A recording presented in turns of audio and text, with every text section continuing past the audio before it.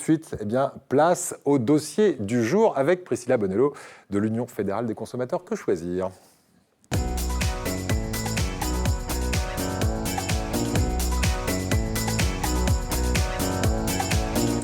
Alors, dossier du jour consacré à la revente. Il paraît que ça se fait.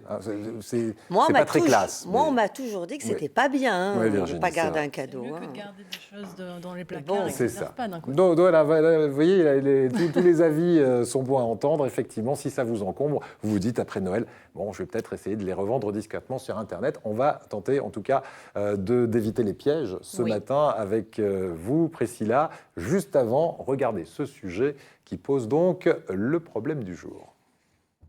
T'as pas l'air emballé par tes cadeaux de Noël. Oh, c'est pas grave, je vais les revendre sur Internet. Tata Lucie vous a offert le Goncourt que vous avez déjà lu et tonton Michel un pull que vous ne mettrez jamais, même pas pour descendre les poubelles. Rassurez-vous, vous faites partie des 28% de Français qui ont reçu un cadeau non désiré. Alors, plutôt que toutes ces merveilles restent au fond d'une armoire, revendez-les. Aujourd'hui, ce n'est plus tabou. En 2017, un Français sur 5 a revendu ses cadeaux de Noël. Où ça ? Sur Internet. Certains gros sites ont même des espaces spéciaux déçus de Noël. C'est le cas par exemple d'eBay ou de Rakuten, Express Ministère. Mais vous pouvez revendre vos cadeaux dans de nombreux sites spécialisés comme Vendre ses cadeaux ou pas, tels que Conso Globe, Le Bon Coin ou même la Fnac. Le conseil, c'est de garder le cadeau dans son emballage, si possible non ouvert, surtout pour le multimédia. Baissez le prix de 10 à 30% et méfiez-vous quand même des arnaqueurs. Ne donnez jamais vos coordonnées bancaires. 42% des Français gardent l'argent pour eux, 35% s'en servent pour racheter un autre cadeau et 24% pour financer les frais de Noël. En tout cas, soyez discrets. Un tiers de vos compatriotes trouvent la pratique malgré tout pas sympathique. Bonne chance. Voilà, revendre les cadeaux de Noël, alors c'est une question philosophique. On aura d'ailleurs le témoignage de quelqu'un qui a une autre idée que revendre les cadeaux de Noël sur Internet dans le courant de cette chronique. Mais pour commencer, Priscilla, quelques règles d'or concernant la revente de ces cadeaux, parfois un peu embarrassants. Alors, si on sait tout de suite que ça ne nous plaît pas et que dans les jours qui vont suivre Noël, on va le revendre, le premier conseil, c'est de ne pas déballer, de ne pas enlever les étiquettes. Tout simplement, ça permettra de mieux revendre le produit au meilleur prix. Ce sera gage aussi de confiance pour l'acheteur. Ça lui garantira l'authenticité du produit et l'état neuf du produit. Voilà. Ensuite, il faut aussi bien détailler son annonce. Mettre des photos. Si vous l'avez quand même utilisé et qu'il y a des défauts, les mentionner pour éviter le recours ultérieur de l'acheteur. Ensuite, prendre un soin particulier à l'emballage pour éviter la casse et les détériorations lors du transport, puisque vous êtes vendeur, c'est aussi vous qui êtes responsable. Ce sera la charge du vendeur s'il y a un problème. Okay. Voilà. Alors ça, ce sont les règles d'or. Tout d'abord, maintenant, les pièges à éviter quand on est vendeur. Parce que la plupart du temps, c'est vrai qu'on achète sur Internet, mais dans ces périodes-là, quand on se débarrasse d'objets, eh ben, on devient le vendeur. Alors, qu'est-ce qu'il faut faire pour ne pas tomber dans les pièges ? Et quels pièges d'abord ?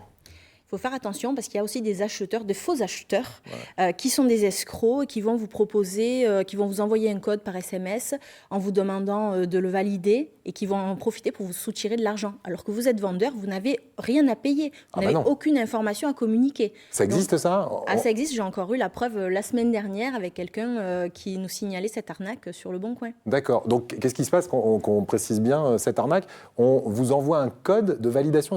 Oui, on vous envoie un code par SMS suite à l'offre que vous avez publiée sur le site, sur la plateforme. Ça peut être Le Bon Coin, mais ça pourrait en être une autre aussi.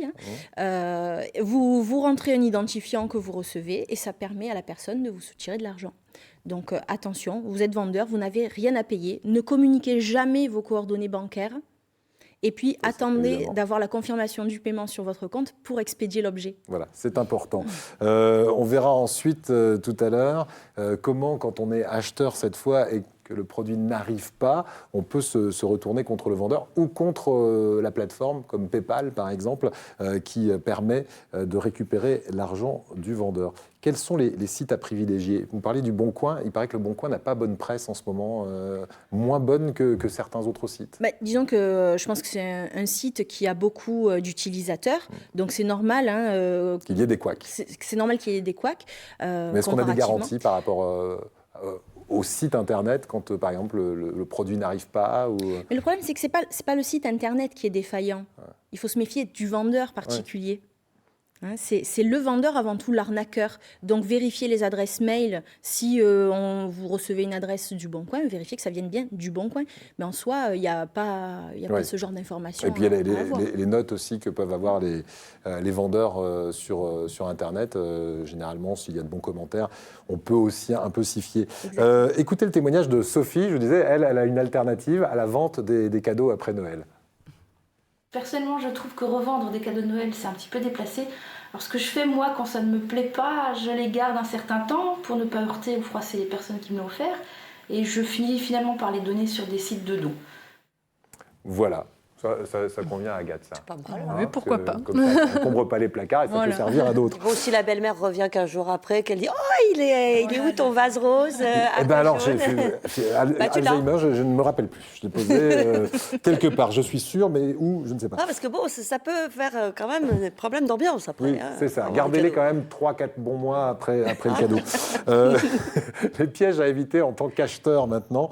On parlait de ces articles payés qui peuvent ne pas arriver, avec peut-être un acheteur ou un vendeur qui ne donne plus signe de vie quand l'acheteur lui demande des nouvelles du produit. Si c'est possible, je recommande quand même de se déplacer pour aller récupérer en main propre l'objet. Hein. Le paiement peut aussi se faire sur place. Hein. C'est un gage de sécurité. Se donner un rendez-vous, donc ça c'est quand on est vraiment à proximité, mais quand c'est à l'autre bout de la France... Quand c'est pas possible, on recommande d'utiliser des moyens d'envoi sûrs et qui permettent de vérifier le suivi. Chronopost, Colissimo, le RAR, comme ça vous êtes sûr que ça a été envoyé et vous pouvez suivre l'acheminement sur le site de la Poste. Voilà. On est obligé de payer en tant qu'acheteur au vendeur avant que le vendeur expédie sur des sites de particulier à particulier ?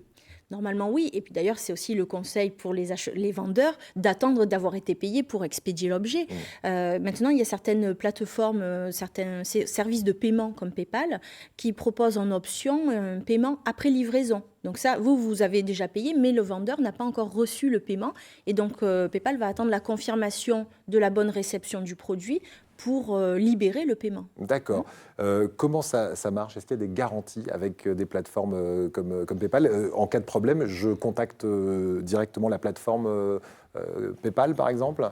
PayPal, ou alors si vous avez vendu un article, un vêtement, vous pouvez contacter Vinted. Ouais. La plupart des plateformes qui proposent un moyen de paiement sécurisé proposent une garantie acheteur. Alors en fonction, il faut aller vérifier dans les conditions générales. Par exemple, sur Vinted, j'ai vérifié, il faut faire la réclamation dans les 2 jours qui suivent la date prévue pour la livraison. Alors que si on est passé par PayPal, on a 180 jours pour faire la réclamation. Et à partir de la réclamation, on a encore 20 jours pour ouvrir le litige si on n'a pas pu s'entendre avec le vendeur. D'accord, donc entre 180 et 200 jours pour se retourner, ça laisse quand même le temps.